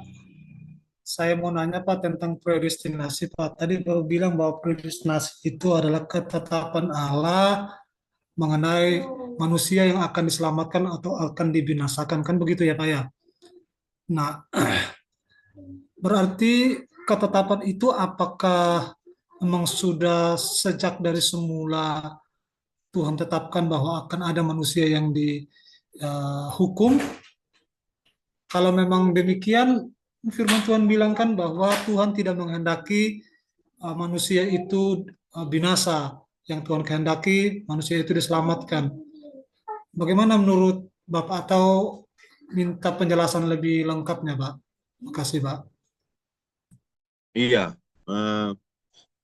dalam ketetapan Allah yang begitu besar itu, ya, ketika Allah merancangkan segala sesuatu dan dosa masuk dalam rancangan Allah, maka keselamatan juga merupakan sebuah karya dan rancangan Allah yang ditetapkan sebelum dunia dijadikan. Ya gitu ya. Jadi ketika Allah menciptakan segala sesuatu, merencanakan segala sesuatu, maka keselamatan itu ada di dalamnya, ya. Dosa juga ada di dalamnya. Jadi Allah itu tidak pernah Allah tidak pernah membuat rencana itu rencana A, rencana B, gitu ya. Ketika Allah membuat rencana A, oh ternyata rencana Allah gagal yang A. Dia memberikan rencana B sebagai jalan keluar. Tidak seperti itu ya. Allah itu merencanakan segala sesuatu itu lengkap, sempurna dari awal, sehingga itu adalah sebuah rancangan yang Tuhan tetapkan, begitu. Termasuk di dalamnya adalah keselamatan. Di dalamnya keselamatan. Jadi jika keselamatan itu masuk di dalamnya, maka otomatis kita juga harus berpikir bahwa mereka yang diselamatkan itu sudah ada dalam rancangan Allah. Allah itu merancangkan keselamatan tentu bagi orang-orang tertentu. Maka di dalam Efesus 1 ayat 4 ya istilahnya atau 5 itu dikatakan di sana bahwa sebelum Allah memilih kita sebelum dunia dijadikan ya di dalam Kristus ya untuk diselamatkan. Jadi keselamatan itu memang tidak pernah ditujukan untuk semua orang. Keselamatan tidak pernah ditujukan kepada semua orang. Jadi kalau ada orang yang tidak percaya, itu adalah sesuatu hal yang memang sudah ada dalam ketetapan Allah. Sudah ada dalam ketetapan Allah. Jadi baik itu melalui prapengetahuan Allah ya. Sebenarnya prapengetahuan Allah itu tidak menjadi dasar jaminan dari rencana Allah, tetapi juga lebih tepat pada penetapan Allah, gitu. Bahwa semula dalam rancangan ketetapan Allah akan ada orang yang diselamatkan, akan ada orang yang tidak diselamatkan. Dan ini adalah bagian dari rencana Allah yang tetap, gitu Pak.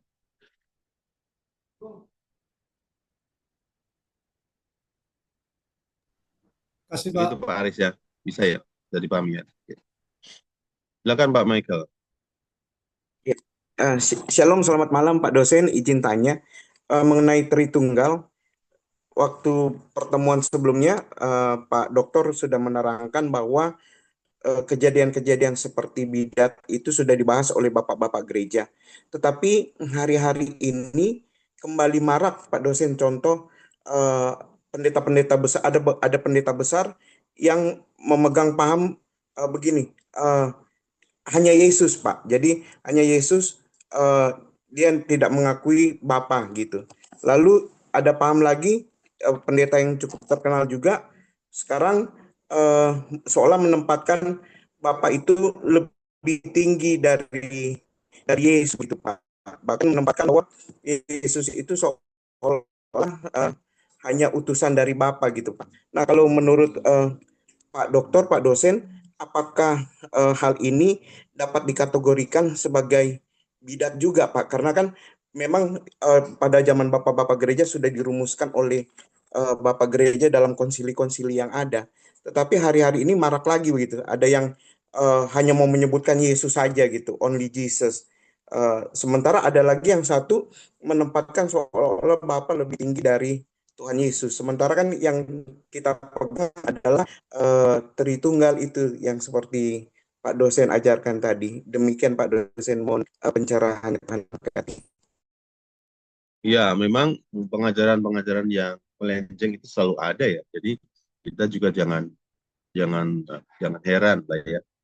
Jesus only, oneness, ya itu kan mencoba untuk menghilangkan pengajaran Tritunggal di dalam gereja. Ya, tetapi bagaimanapun kita harus kembali kepada Alkitab kita ya. Alkitab kita sendiri disebutkan Bapa, Anak, dan Roh Kudus. Bapa, Anak, dan Roh Kudus. Jadi kita harus, walaupun tidak disebutkan Tritunggal, kata Tritunggal kan memang tidak ada. Itu adalah terminologi teologi ya. Sehingga kata yang digunakan itu yang mencakup pengajaran mengenai apa yang disampaikan oleh Alkitab. Ya, Alkitab menyampaikan, memberikan wahyu, dan teologi memberikan nama, gitu ya. Teologi memberikan nama, dan Tritunggal adalah sebuah terminologi teologi yang digunakan untuk menyebutkan bagaimana keberadaan Allah ya, yang Tritunggal itu. Nah, Tritunggal itu kan di dalam perjanjian lama memang tidak dikenal, tetapi di dalam perjanjian baru ketika Yesus hadir, maka kehadiran Yesus inilah yang kemudian menjelaskan keberadaan tentang Tritunggal. Ya, kalau kita membaca Yohanes 1 ayat 1 saja sudah cukup sebenarnya untuk kita tidak bisa menyangkal tentang keberadaan Tritunggal. Ya, Yohanes 1 ayat 1 itu di situ dan dijelaskan bahwa memang ada dua pribadi yang bersama-sama gitu ya. Logos dan Theos itu menunjuk kepada dua pribadi yang bersama-sama, Logos dan Theos. Theos menunjuk kepada Allah. Nah, di situ menggunakan artikel istilahnya kalau dalam bahasa Yunani, yaitu ho untuk nominatif Logos dan ton untuk nominatif Theos yang menjadi theon, akusatif theon menjadi theon, karena dia menjadi objek. Nah, tetapi dua-duanya adalah artikel yang mengidentifikasi keberadaan yang berbeda, yang dibicarakan oleh pembicara. Ya, sehingga Logos menunjuk kepada Sang Firman, di dalam bahasa di Indonesia kan, jadi Sang Firman, itu bersama-sama dengan Sang Allah. Di situ Sang Allah selalu menunjuk kepada Bapa. Jadi dalam terminologi Kristen, terminologi kita, yang disebut Allah itu, atau Sang Allah itu selalu menunjuk kepada Bapa. Jadi pada mulanya Sang Anak bersama-sama berhadapan-hadapan bersekutu dengan Sang Bapa, gitu, Sang Bapa. Sehingga dua pribadi yang ada dalam Tritunggal itu sudah disebutkan di dalam Yohanes 1 ayat 1. Gitu. Nah, nanti di ayat ke-14-nya logos inilah, sang logos inilah yang menjadi manusia, bukan Bapa yang menjadi manusia, bukan sang Theos, tapi sang logos lah yang menjadi manusia, gitu ya. Nah, di ayat 1 juga di frase yang terakhir dikatakan bahwa sang logos itu adalah Theos gitu. Sang logos itu kualitasnya itu sama dengan Theos gitu. Sang logos itu sebenarnya adalah Theos dalam keberadaannya, bukan sang Theos, bukan sang Bapa, tetapi dia sederajat, setara, sekualitas dengan Bapa. Jadi tidak ada yang namanya subordinasi di dalam Kristenan, ya, di dalam Kristenan. Subordinasi itu dulu disampaikan oleh Arians yang menyatakan bahwa Allah Yesus itu adalah ciptaan Allah, ciptaan pertama yang adalah yang kemudian digunakan Allah untuk menciptakan, gitu ya. Jadi logos itu lebih rendah daripada Theos, ya, atau anak itu lebih rendah dari Bapa. Ya. Nah, tetapi tidak ada indikasi di dalam Perjanjian Baru maupun perkataan Yesus bahwa menjelaskan bahwa logos itu atau anak itu lebih rendah dari Bapa. Ya, walaupun dia sering lagi menyebutkan saya diutus oleh Bapa, ya, diutus oleh Bapa. Diutus oleh Bapa itu hanya menjelaskan pada fungsinya, perannya, atau istilahnya itu ekonomi, secara ekonomi, gitu ya. Jadi apa yang dilakukan Bapa adalah mencipta, dilakukan oleh anak adalah menebus, dan seterusnya itu adalah ekonomi, ya, perputaran pekerjaan saja, ya, tidak dalam status keberadaannya, sehingga subordinasi itu sebenarnya sesuatu hal yang melenceng juga, sudah dianggap sebagai sesuatu yang sesat di gereja. Nah, kenapa selalu ada? Ya, memang pengajaran sesat itu menarik, ya, pengajaran sesat itu selalu menarik, sehingga atau penyesatan itu selalu ada di dalam kehidupan iman kita. Oleh karena itu jangan sampai kita, atau hati-hatilah kita dengan pengajaran kita, supaya apa yang sudah kita terima dalam gereja, ya, tidak dikaburkan oleh tafsiran-tafsiran yang disampaikan oleh orang-orang modern, ya. Walaupun orang modern itu juga sebenarnya tidak sedang menafsirkan, tetapi dia sedang mengulang apa yang sudah disampaikan dalam sejarah gereja. Dalam sejarah gereja sudah ada itu, tetapi kemudian diulang lagi dan disampaikan lagi pengajaran-pengajaran. Ya, hati-hati memang. Itu Pak Michael, ya. Memang ada, selalu ada, Pak. Izin Pak dosen, jadi apakah dari kan ada 2 dokter nih Pak dosen yang cukup terkenal. Dokter yang satu beranggapan tentang hanya Yesus, lalu dokter yang satu hanya Bapa gitu Pak. Nah, apakah hal ini dapat disimpulkan bahwa pengajaran mereka sudah dapat dikategorikan bidat masa kini yang ngikutin bidat yang lalu begitu Pak? Izin Pak. Iya, kalau saya bilang ya bisa. Ya, cuma ya begitulah. Tidak ada orang yang mau dianggap bidat.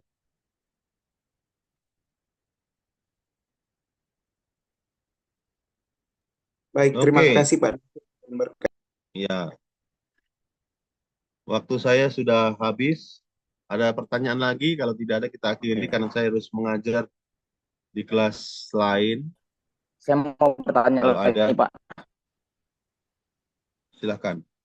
Saya mau bertanya lagi, Pak. Masih ada waktu, Pak. Ya, Pak Roy, berkaitan dengan silakan. apa yang ditanya oleh Pak Aris Unggul. Ya, Pak. Berkaitan dengan apa Pak yang ditanya Aris. Pak Aris tadi. Pak Aris Tadi, tadi Pak, mengenai apa ya? predestinasinya Allah. Ya, tentang Oh, iya. predestinasinya Allah tadi, Pak. Tentang ketetapan Allah, ya, Pak. Siapa yang diselamatkan, siapa yang terhilang, gitu, Pak. Apakah waktu di zaman perjanjian lama, kita kan banyak baca itu bagaimana kisah suku-suku gitu yang Tuhan perintahkan. Yang mau saya akan, apakah orang-orang yang dihabisin ini merupakan juga ketetapan Allah yang merupakan predestinasinya Allah sendiri, Pak? Nah, menurut Bapak. Oh ya, ya. Orang yang di perjanjian lama yang banjir dan sebagainya itu adalah ketetapan Allah itu. Ya, banjir itu kan ketetapan Allah. Jadi ketidakselamatan mereka juga bagian dari ketetapan Allah. Walaupun ingat bahwa eh, apa yang mereka lakukan tetap merupakan tanggung jawab mereka ya. Jadi jangan lupa bahwa ketetapan Allah itu tetap tidak bisa meluputkan kita dari tanggung jawab kita, gitu ya. Jadi kalau misalnya Bapak membaca bagaimana mereka menolak untuk percaya, ya kan, menolak untuk percaya itu adalah bagian dari apa yang mereka lakukan, gitu. Tanggung jawab moral mereka sendiri. Dan dosa itu adalah tanggung jawab moral manusia. Hukuman itu adalah tanggung jawab moral manusia. Jadi apa yang dilakukan, hukuman yang dilakukan itu adalah apa namanya, konsekuensi dari dosa. Jadi dosa membawa konsekuensi hukuman, ya kan? Upah dosa adalah maut. Jadi semua dosa-dosa kita, manusia, siapapun juga itu membawa kepada maut. Tetapi Allah yang penuh dengan kasih menyelamatkan manusia. Nah, tetapi siapa yang mau diselamatkan itu adalah apa namanya? Adalah privilege Allah ya, privilege Allah. Jadi siapapun yang diselamatkan itu adalah privilege atau kehendak Allah semata. Ya, bukan itu kita. Tetapi semua manusia itu sebenarnya sudah harus dihukum gitu. Tidak ada seorang pun yang tidak dihukum karena dosa yang masuk dalam diri manusia. Ya, dosa itu yang memisahkan manusia dengan Allah, sehingga semua manusia itu wajib menanggung hukuman. Nah, tetapi kasih karunia Allah menyelamatkan melalui Kristus. Ya.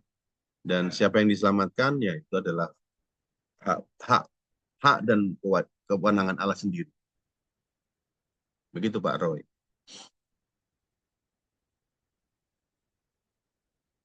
Oke Bapak Ibu, kita akhiri ya, karena waktu saya sudah habis. Nanti kita kalau ada pertanyaan kita lanjutkan minggu depan ya. Air barakat dia sampai pagi. Bagaimana? Makasih Pak.